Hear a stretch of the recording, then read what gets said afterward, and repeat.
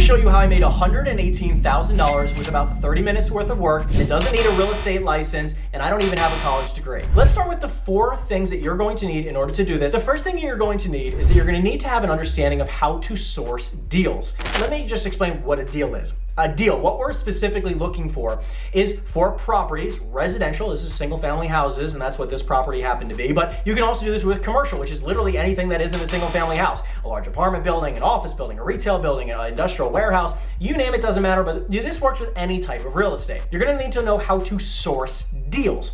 A deal, specifically, is a property that the seller is motivated enough to sell the property at substantially below market value. And if you're wondering if this happens quite frequently, you can just look up the word wholesaling, and I assure you there is thousands upon thousands, tens of thousands, hundreds of thousands of people who are making a lot of money in wholesaling. However, most people only make $5,000 to $10,000 in a wholesale deal. I'm gonna show you how you can make 118. When it comes to sourcing the deals, you can do this through a number of different ways. You can do this through cold calling. You can do this through checking out all the free websites. You can do this as driving for dollars. You can do this by joining Facebook groups and other communities online, right? There's a lot of different ways that you can be doing this. And also you can do this through networking, which was actually how I did it. I had a friend of mine who's a local professional. I'm gonna share with you exactly what type of professional he is so that you guys can network with these types of people as well. When it comes to sourcing deals, that's step 1. You need to be able to find the deals, because if you have no way of sourcing the deals, the entire rest of this video doesn't even matter. The more good deals that you're able to source, the easier the entire rest of this process is. It all starts with, if you have control over that great deal, you're gonna be able to make money. The second thing you're going to need in this process is you're going to need a good real estate attorney or title company that has experience when it comes to assignments or double closes. And this is a really simple process, which, by the way, you can literally just Google real estate attorney in my local area, or you just type in your zip code, or title company in your zip code. And you're gonna be able to make a few phone calls and say, hey,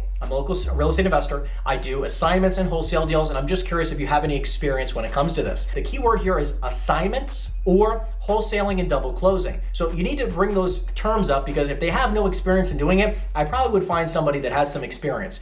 Number 3, you're going to need to have an understanding of how to evaluate properties. So the underwriting process is incredibly important, because now that you've sourced the deal, you need to know, what is this property worth and what can it be worth in the future? Because when you have the ability to source these great deals, the big piece here is now negotiating that property, right? That property to a price point where you can lock it up into a contract as a principal buyer. When you're a principal buyer, you're not a real estate agent here. This is not making a commission. This is not making an assignment fee. I'm the principal. That's what I did in this deal, right? I am the principal buyer. I am allowed to close and then do whatever the heck I want on the back end, okay? So to relate it to my exact story, someone in my network, one of my professional partners, said, hey, I have somebody who wants to sell their property. I said, great, send me the information. They sent me the address, and they said, they're looking for around $400,000. I checked out the property. I ran some comps, which means that you have to check out the local area. You're gonna look at what the most recent sales were for the most similar type of property. Single family house in an area in New Jersey. I'm gonna look at most recently sold properties, and literally a property 2 doors down, okay? Identical property, just sold for a little over $1 million. That property sold for a little over $1 million, and they wanted to sell it for $400,000. Now this property had fire damage and the whole 9 yards. Obviously they had a very high level of motivation, which is key when it comes to sourcing good deals, because a lot of people are like, I got a property at 123 Main Street, Henry, what do I do with it? Well, I'm gonna be really clear. If they don't have a high level of motivation and they want $2 million for a property that's worth maybe 1.8, or they want $1 million for a property that's maybe only worth 500 or 700 grand, right? Like, it's not gonna happen. You need to find very motivated people. This person happened to have some fire damage. So they came to me and they said, hey, they want 400 grand. I ran the numbers and I found, like I said, that a property had just traded right down the box, same exact type of property for $1 million plus. I was like, oh, okay, this might make some sense. I ran some numbers and I said, okay, I need to get this deal locked up for $375,000. We made an offer, they accepted after a little bit of negotiations, and this all came from, I have the ability to underwrite deals. I have a very good understanding of how to run numbers on what future values. Now look, this property needs like $300,000+ worth of work. So buying it at $375,000, putting in $300,000 plus worth of renovation costs, plus my holding costs, which means paying for taxes and insurance and paying for a hard money loan in the meantime while you're renovating it, it's gonna cost quite a sum of money. So you might be into it for 400 grand on top of your purchase. So if, let's just say the most recent sale, which was not renovated, sold for 1.1 million. That means we think that maybe we can sell a completely renovated property for 1.2 or 1.3 million. I gotta buy it for 375 because I wanna make some money here. I then, number 4, which is the most important part of all this after finding the great deal, okay? You need to have a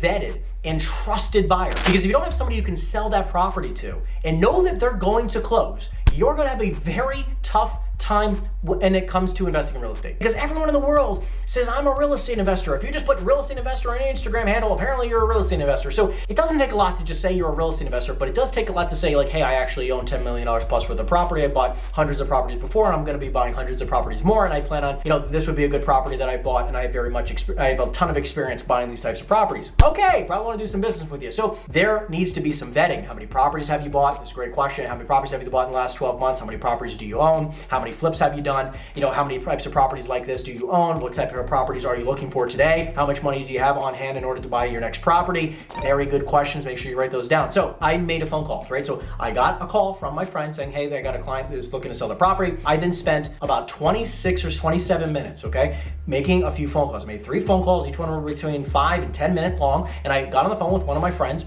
and I explained to them the property. He said, hey, this property is going to be for sale for $500,000. Would you like to take a look at it? I showed him all the data, and he was very happy with the deal because he's like, oh, I could buy 500. I could put 300 into it with my holding costs. I'll be into it for like $850,000 or $900,000, and then I can sell it for $1.2 million. This looks like a really, really good deal. Awesome. So then I took that information. I then said, oh, okay, they want 4. He's at 5. So I made an offer of $350 originally, and then she countered at $375. We agreed at $375, and I was able to lock it up with a $125,000 spread. I ended up using an attorney, which he was very familiar with, so we double closed on the deal. So I closed using, by the way, this is super, super cool, where I didn't use any of my own money. None. Zero. I used zero of my own money because he had to put down a deposit. Because on my contract, I had to put down a $10,000 deposit. On the contract to him, because I was double closing on it, he had to write a check for $15,000. His deposit was $15,000. So I used $10,000 of his deposit to me to put into my escrow account on my purchase. And by the way, there's 2 separate contracts here. There's one for $375 and then one for $500, and they just closed simultaneously. I closed in the same day. So I just used his monies, right? Like his money is down payment and his mortgage on that property. So I used all of his funds to close on my sale. So I had to use zero money of my own, and I just get a check for the difference, which ended up coming to $118,925. So this is a really simple process once you break it down. And the best part about it is I made $118,000, and I didn't need a real estate license. I didn't use any of my own money. I'm a 2-time college dropout. I don't have a degree, and anybody can do the same exact thing. So if you have any questions, make sure you put in the comment section down below. If you haven't checked out the description, we have a ton of free resources for you, so make sure you check that out. And other than that, guys, I hope you guys are, you subscribe to the channel. Give this a thumbs up if you guys enjoyed, and I'll see you in the next video. Take care, everyone.